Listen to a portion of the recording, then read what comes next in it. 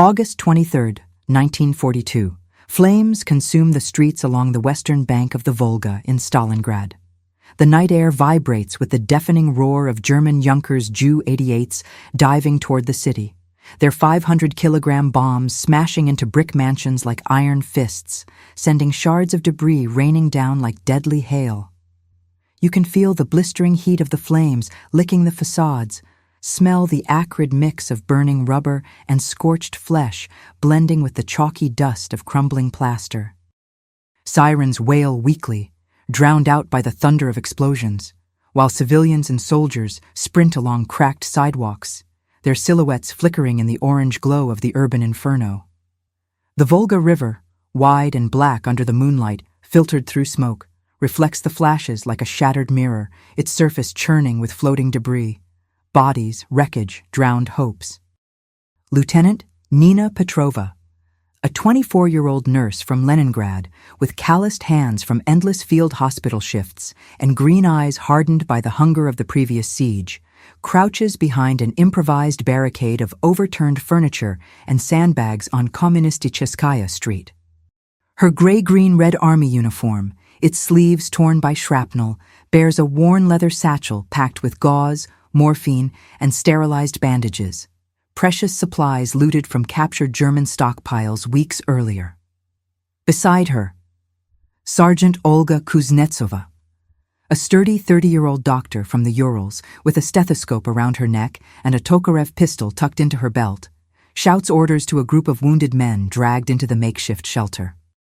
"Stop the bleeding! Pressure on the wound!" Olga's voice cuts through the chaos like a blade as she rips open the pants of a soldier from the 62nd Infantry Division, Lieutenant Ivan Sokolov, whose abdomen bleeds profusely from a bomb fragment wound. The air inside the damp cellar, dug beneath the ruins of a wheat mill, reeks of mold, sweat, and excrement. The Volga seeps through the foundations, turning the floor into a sticky mud that swallows their boots. The Luftwaffe shows no mercy. Another wave of Heinkel He-111s appears on the horizon, their engines buzzing like furious swarms, dropping incendiary bombs that turn the city center into a sea of fire. Nina presses an improvised dressing against Sokolov's chest, the cloth soaking up the hot blood that spurts between her gloved fingers. "Hold on, comrade. The Volga's right there, boats to the east bank," she whispers, feeling his weak pulse flutter like a caged bird. But the boats are easy targets.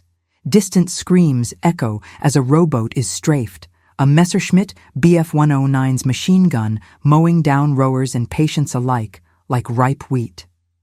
Olga injects morphine into Sokolov's arm with a cracked glass syringe, the opiate glinting in the flicker of a kerosene lantern that trembles precariously.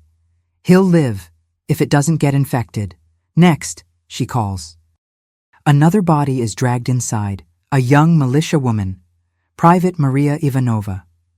19 years old, her left arm hanging limp, burned by napalm that melted the sleeve of her quilted telegreka jacket. The siege of Stalingrad is a meat grinder that spares no one. Uniforms mean nothing here. The Soviet nurses of the 170th Medical Regiment, 64th Division, were thrown into the front lines without mercy.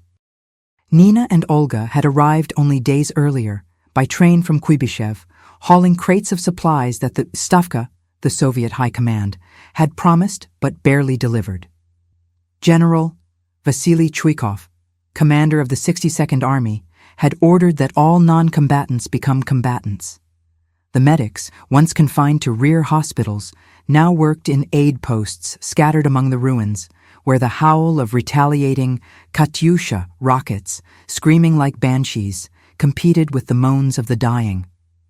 Nina stitches Maria's wound with nylon thread stripped from a captured German parachute, the needle-piercing charred flesh as nearby explosions shake the ceiling, dust falling like dirty snow. "You fought well, sister. Now rest," Nina says, tying a tourniquet above the elbow to stop the bleeding. Maria gasps, her teeth clenched in pain. "The fascists, they burned my house. I won't die without fighting back." As night drags on, the shelter fills. a T-34 tank. Its engine roaring in a nearby street is struck by a Panzer Fur, its turret erupting into a ball of fire that lights the basement like daylight. Burned soldiers crawl inside, skin hanging in strips, begging for water. But rations are down to a spoonful of oats a day, and the Volga's tainted waters spread dysentery. Olga operates without anesthesia on an artilleryman, Corporal Dmitry Petrov, extracting a metal shard from his knee with rusty forceps, the man biting down on a leather belt to keep from screaming. "Hold still, 1 centimeter deeper and it would have been the femoral artery," she murmurs, sweat running down her forehead, despite the cold creeping from the damp walls. Nina passes bandages, her hands trembling not from fear but exhaustion. 12 hours without rest, and dawn will bring another wave of Paulus's 6th Army, their Eskanons G3 Sturzkampfflieger. Bombers pounding relentlessly. You can feel the tension thick in the air, the dust of pulverized concrete burning your lungs as a gust from the Volga carries the stench of bodies drifting downstream. Suddenly, an NKVD officer bursts into the cellar, his raincoat dripping, pistol drawn.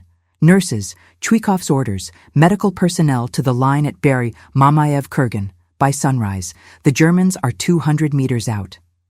Nina and Olga exchange glances. The Kurgan, the hill that commands the city, is a slaughterhouse of trenches. They help their patients crawl into a deeper cellar, barricading the entrance with toppled shelves as the bombardment fades to a distant rumble. Nina sharpens her bayonet on the handle of a shovel. Olga reloads her Tokarev. "For the motherland," they whisper together, the oath echoing in the dark. The siege has barely begun, but Stalingrad is already devouring its daughters, who answer with hands that heal and weapons that kill. August 24th, 1942. A gray dawn creeps over Mamayev Kurgan, the high ridge rising like a giant tomb south of Stalingrad, where the frozen earth crunches under muddy boots and the howling wind carries the stench of gunpowder and spilled entrails. You crawl up the steep slope, heart pounding, as bursts from German MG-42 machine guns lash the air above the shallow trenches, sparks of dirt and stone flying like enraged hornets. Far below, the Volga River winds like a silver ribbon veiled by smoke from the burning factories in the city center. But here, on the Kurgan, the world has shrunk to a maze of craters and half-buried bunkers, where Rodimtsev's 13th Guards Division fights the Mau 295th German Infantry Division, inch by inch. Lieutenant Nina Petrova, breathless after the night climb under artillery fire, dives into a trench whose earthen walls are stiff with early frost, her medical pack thudding against her back. Her uniform, now topped with a dented SSH-40 steel helmet and a PS-41 submachine gun, slung over her shoulder per Chwikov's orders that every medic be armed, is splattered with the Volga's red mud. Beside her, Sergeant Olga Kuznetsova carries a box of supplies salvaged from a wrecked German truck. Bottles of ethanol, hypodermic needles, and a rusted scalpel she sharpens against a stone while enemy Nebelwerfer's barrages. Stalin's organs, as the Soviets grimly joke, make the ground quake like an earthquake. "Secure position? Check the flanks," Olga shouts to a platoon of crouching soldiers, their faces smeared with soot and fear. Mosin Nagant rifles, clutched in trembling hands. A grenade detonates 20 meters away, hurling a soldier into the air like a rag doll, his scream cut short by the impact. The Kurgansh is the pivot of the battle. Whoever holds it, holds the city. The Soviet nurses, now folded into the assault teams of the 170th Medical Regiment, fight in combat aid units, heal under fire, or shoot back if the Germans push forward. Nina crawls to my Corporal Dmitry Petrov, the same artilleryman from the basement the night before, his knee still bandaged, but now a bullet lodged in his shoulder from a morning ambush. He slumps against the trench wall, blood soaking through the torn sleeve of his padded jacket.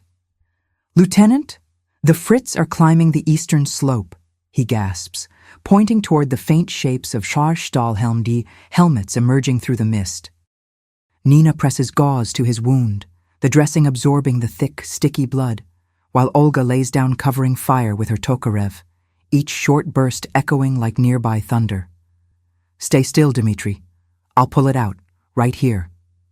With steady hands despite the trembling earth, Nina injects the last of their lidocaine and grips the bullet with her forceps. The Poncha 7.92mm round, slick and red, drops into the mud with a wet plop. Dmitri clenches his teeth around a rag, groaning through it. "For the Rodina, don't leave me behind." By noon, the German assault surges. Panzer III tanks roar at the base of the hill, their 50mm cannons spewing shells that obliterate entire trenches, hurling severed limbs into the air in crimson arcs. You feel the concussions in your chest, the pressurized air hammering your eardrums as a wave of Wehrmacht infantry, men in grey wool coats with bayonets fixed, charges uphill, screaming "Heil!" in unison. Olga fires first, dropping a Feldwebel. 50 meters away with a clean headshot, his body tumbling down the slope like a sack of potatoes. "Nina, cover the wounded. I'll hold the line." The two medics split. Olga joins a DP-28 machine gun nest, feeding the ammo belt as the barrel overheats and spits smoke. Nina, crouched beside Private Maria Ivanova, her burned arm now bandaged, her good hand gripping a Nagant M1895 revolver, drags a wounded officer, Major Alexei Volkov, behind a cracked concrete bunker. His liver has been shredded by shrapnel. Blood bubbles from his mouth as he coughs. "Report. Safe position," Volkov stammers, his uniform soaked through. Nina works frantically. Her medical kit spread open across her lap. She cuts into the wound with her scalpel, exposing the internal damage under the dim light filtered through the dust, and stitches the torn artery with pre-war surgical thread scavenged from abandoned stockpiles. The metallic scent of blood overwhelms the air, mingling with the smell of churned earth and cordite, while bullets hiss overhead like angry wasps. "Hold on, Major." "The surgeon by the Volga can finish this," she says, fitting an improvised drain made from a pen tube to relieve the pressure. Beside her, Maria fires clumsily, hitting a German soldier leaping over the trench. The impact throws him backward into a muddy pool.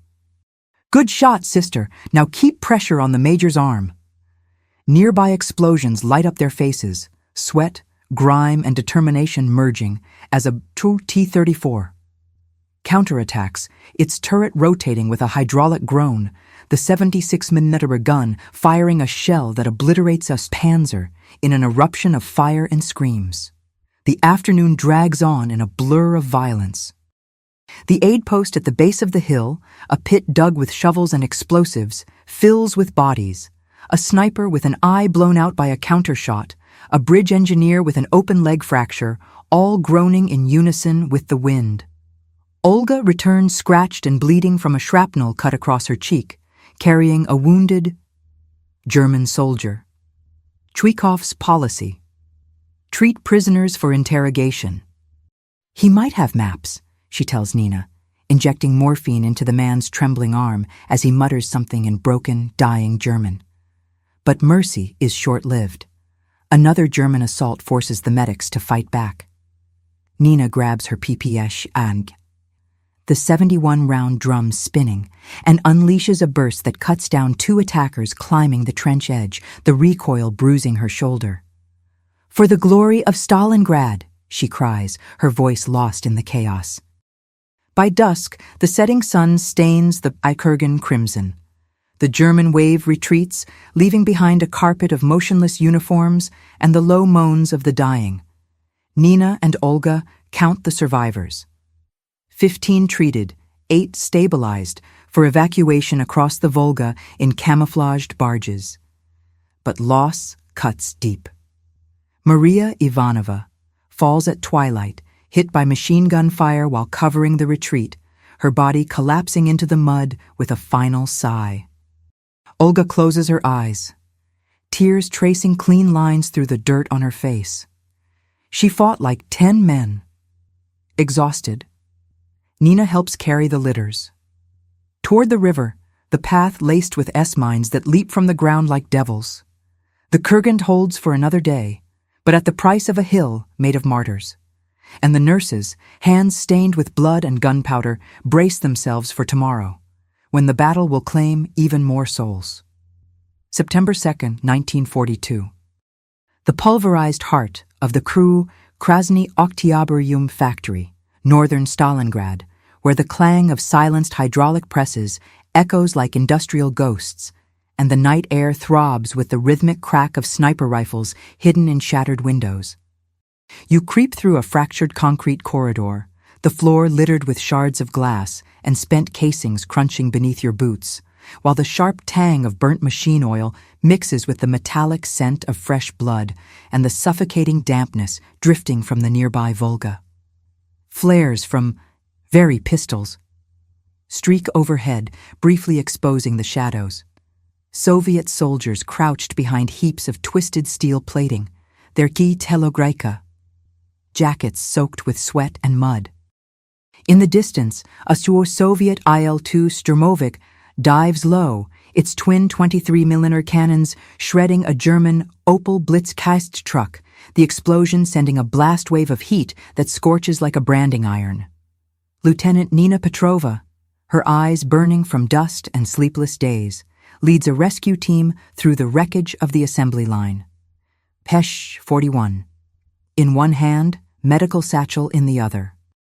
Her helmet, dented by a ricochet back on the kurgan, scrapes against her collar as she signals to Sergeant Olga Kuznetsova, who carries a Mosin Nagant rifle with a fixed bayonet, the barrel still warm from a recent firefight. They're now part of the MAG 284th Naval Rifle Division. Volga sailors turned urban infantry under Captain Andrei Pavlov, holding the now legendary Pavlov's house 300 meters ahead. "Move slow, sniper in the smokestack tower," Nina whispers, pointing to the faint glint of a poor Kar 98 Kasai scope reflecting the weak moonlight. A bullet whistles close, shattering a nearby beam, and Olga fires back instantly, her shot echoing through the empty halls like thunder trapped in stone. Urban warfare has swallowed Stalingrad whole, streets turned to trenches, factories into fortresses. After surviving the hell of the Kurgan, Nina and Olga were reassigned to the industrial district where Paulus's 6th Army pushes to seize the power plants and cut Soviet supply lines. The field hospitals are now entire floors of bombed-out buildings. Nina works in a basement of the Oktyabr, lit by dripping tallow candles whose wax pools on the uneven ground, while the booming of Soviet 150mm 3 guns across the Volga makes the walls tremble like war drums. A wounded sailor, Sergeant Viktor Kuzmin, is dragged in by comrades, his torso shredded by a German steel hand granite. The dark blue naval uniform soaked in blood that gathers in sticky puddles. "Lieutenant, got 3 Fritz before they got me," he growls, teeth clenched in agony. Nina cuts open his shirt with surgical scissors, exposing the mangled wound, and presses an iodine-soaked bandage, each drop rationed like gold. "Good work, Victor." "Pressure here. Don't let go," she orders, while Olga checks his pulse with practiced fingers, her stethoscope cold against feverish skin. Then chaos erupts.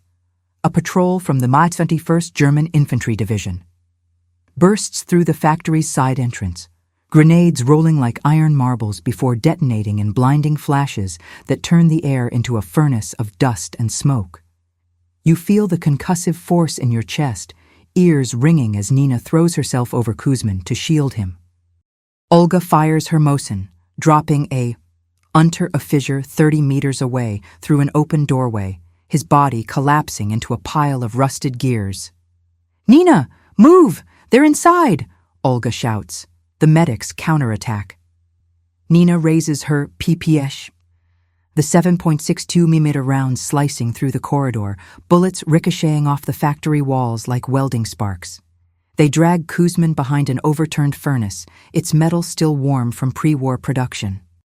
Olga injects morphine into his hip, the glass syringe clinking on the floor, while Nina sews an exposed artery shut with improvised dental floss. Her needle-piercing flesh in steady rhythm despite the tremors of explosions around them. Pavlov's house calls to them like a beacon through the chaos. At dawn, beneath a sky the color of ash, Nina and Olga join reinforcements. A platoon of 25 men, including Sarhu. Lieutenant Ivan Sokolov, recovered from the basement weeks earlier, now limping on a wooden crutch. They move down the street under mortar cover toward the battered apartment block.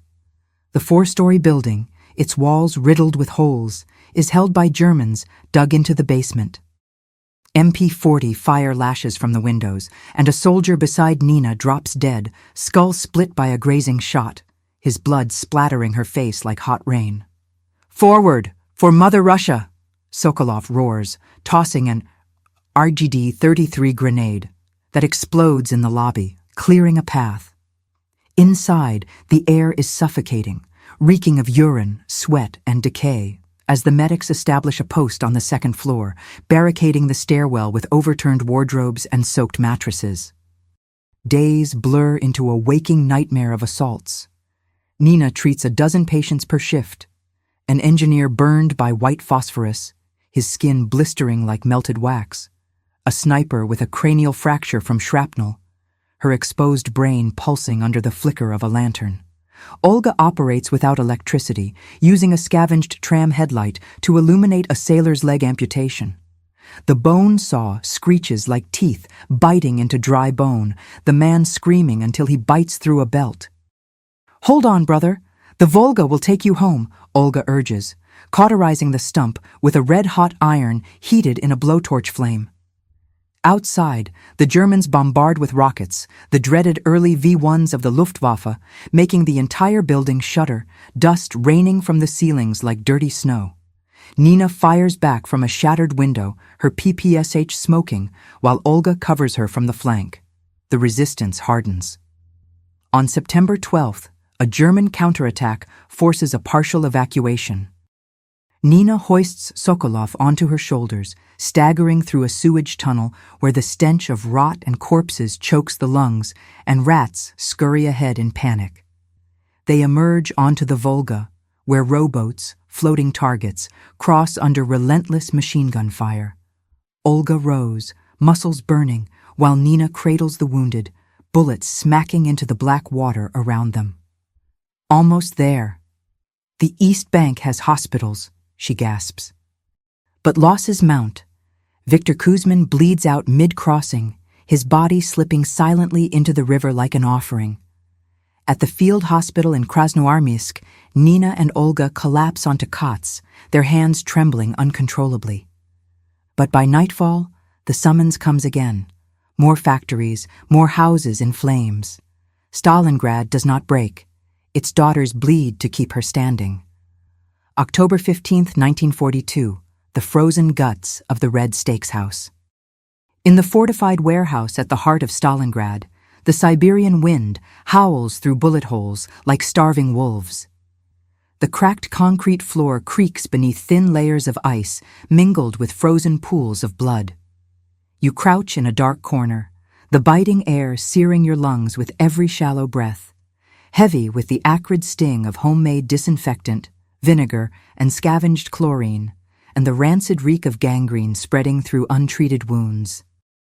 Outside, an early snow falls in heavy flakes, muffling the snap of rifles in nearby ambushes, while German searchlights sweep the ruins, ghostly beams catching fleeting silhouettes of 24th Panzer Division patrols crawling like predators. The Volga, now half a frozen barrier, groans under the weight of stranded barges, their shattered oars jutting like broken bones.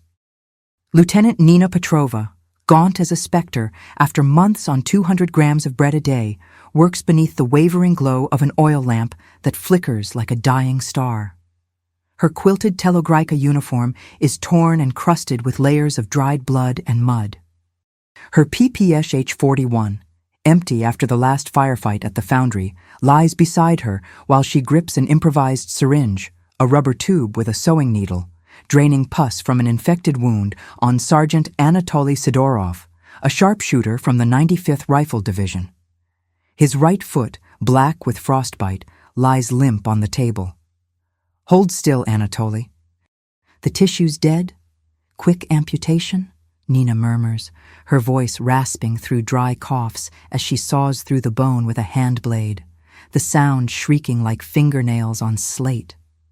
The man bites down on a rag soaked in watered vodka, his eyes glassy with pain and fever as his body shudders under the cold that seeps through the shot-through walls. Sergeant Olga Kuznetsova, a fresh shrapnel scar cutting above her left brow, a souvenir from Pavlov's house, steadies the limb with cracked leather gloves, her grip firm despite exhaustion.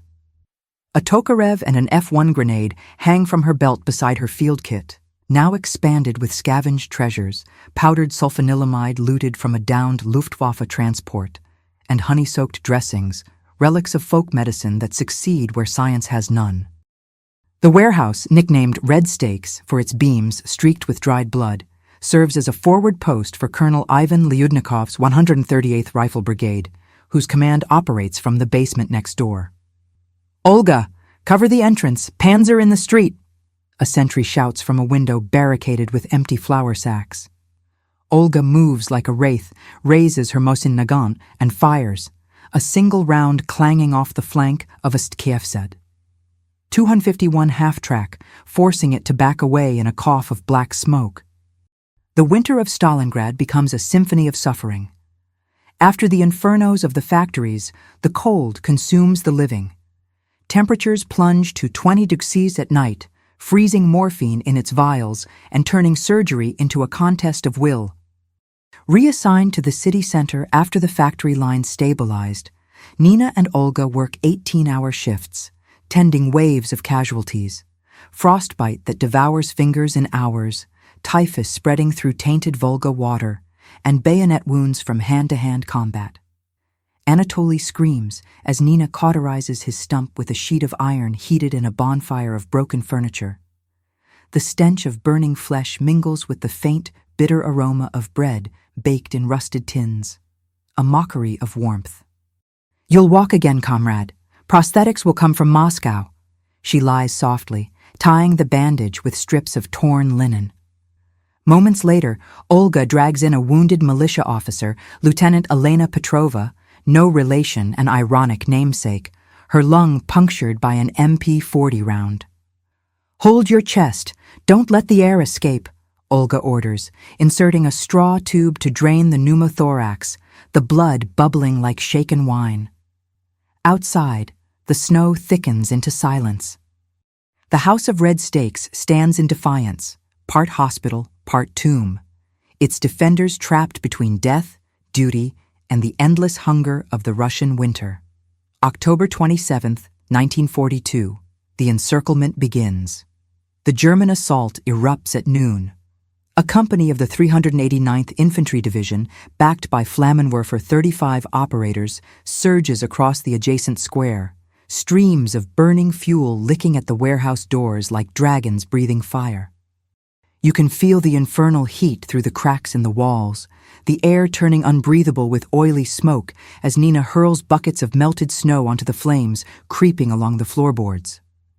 From the staircase, Olga opens fire, her Tokarev barking 7.62mm rounds that drop a Schütze 15 meters away, his body collapsing into a heap of flaming crates. "Nina, grenade!" the medics improvise. Nina yanks the pin from an F1 and hurls it through a shattered window, the explosion scattering shrapnel that cuts down 3 Germans, their dying cries echoing like the wails of ghosts. Dragging the wounded Elena toward the sub-basement bunker, they crawl through icy puddles that soak their knees. Inside, Olga works by touch, slicing open the officer's chest with a dulled scalpel, extracting a splinter of rib pressing into the lung, then stitching it shut with salvaged barbed wire. The warm gush of blood steams in the frigid air, filling the chamber with the metallic scent of survival. The siege stretches into endless days. Supplies come through tunnels beneath the streets, crates of bandages and sulfa smuggled from the east bank of the Volga, but hunger gnaws. Nina and Olga share a single frozen potato, chewing slowly to trick their empty stomachs. Losses mount. Anatoly survives amputation only to succumb to typhus 3 days later, his body wrapped in a blanket and buried in a shallow grave beneath the snow-packed square. Elena, stabilized, rejoins the fight, a bandage across her chest as she fires from a shattered window above. At night, Nina writes field reports in a damp notebook, the pages stained with blood and candle soot.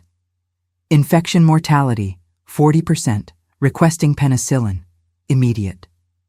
Chvikov's reply crackles through a broken radio. Hold fast. The ring is closing.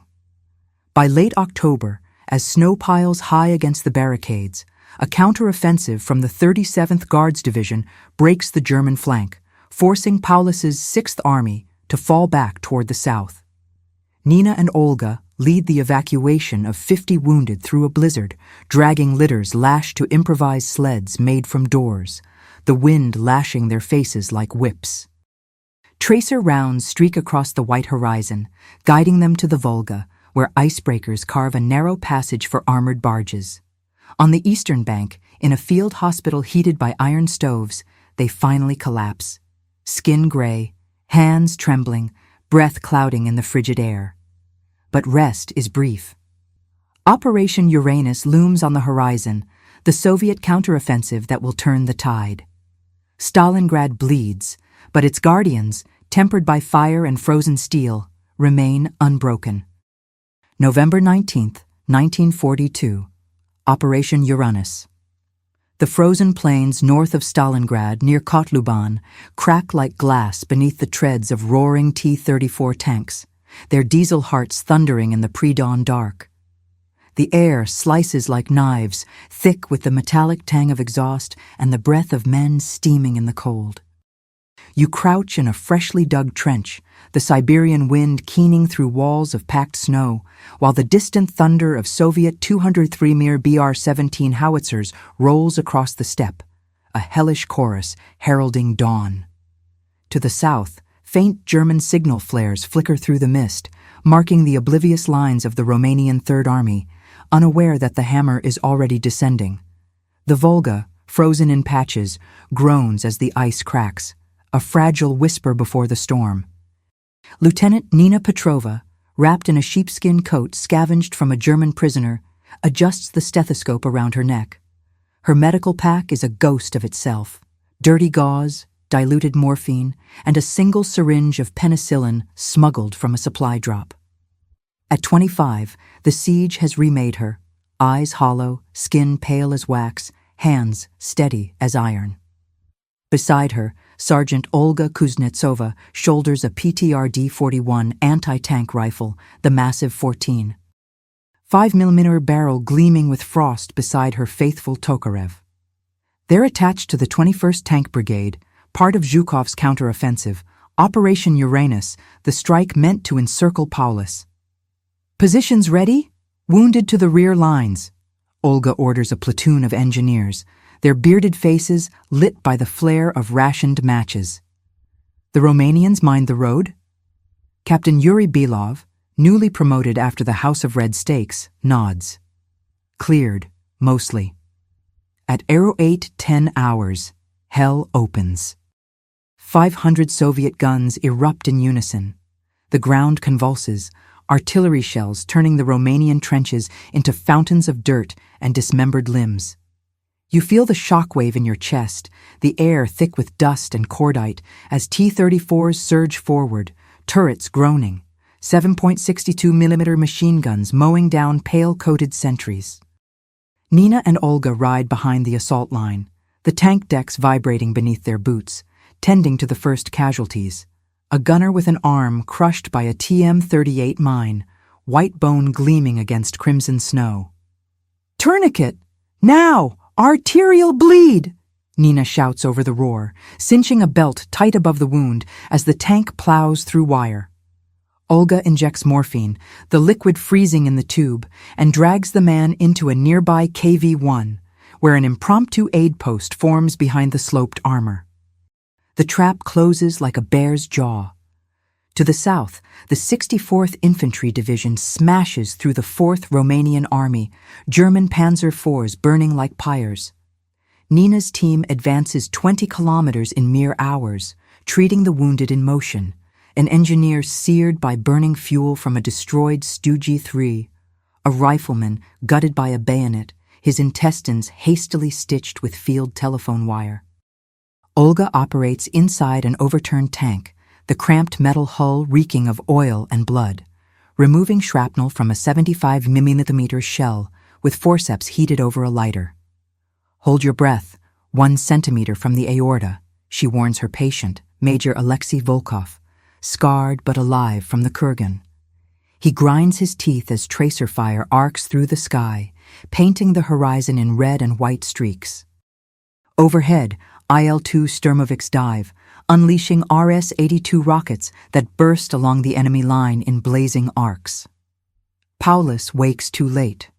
By November 23rd, the jaws of the Soviet pincers meet at Kalak, sealing the Kessel, the cauldron of Stalingrad. 300,000 Axis soldiers are trapped. Nina and Olga re-enter the city from the north, trudging through tunnels of snow where the summer's ashes once burned.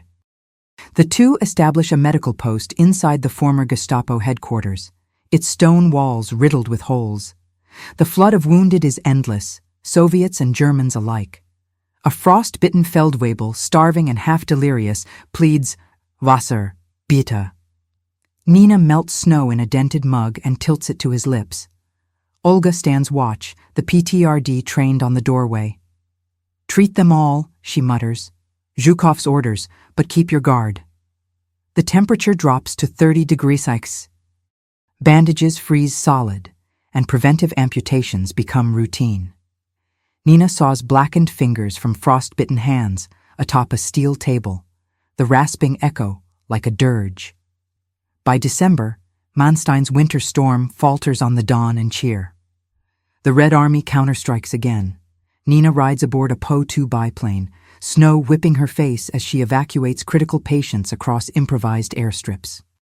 Olga commands a medical platoon atop Mamayev Kurgan, now retaken, raising the Soviet flag on February 2, 1943, beside Chwikov as Paulus signs his surrender in the Univermag basement, his pen trembling in defeat. Nina treats the wounded German general, injecting scavenged plasma, while Olga tallies the 91,000 prisoners staggering eastward, skeletal men in rags. The price, 1.1 million Soviet dead. But Stalingrad stands. Weeks later, under a thawing March sun, Nina and Olga cross the unfrozen Volga, their hands clasped. The river hums like a hymn. Behind them, the ruins shimmer with ghostly light. A city reborn from its own ashes, its healers and warriors tempered by fire and ice, unbroken for all time. If you were moved by the unbreakable courage of the Soviet nurses at Stalingrad, subscribe to the channel for more epic stories from World War II. Like the video, comment which battle or hero you'd like to see next, and turn on notifications. The next story is already on its way.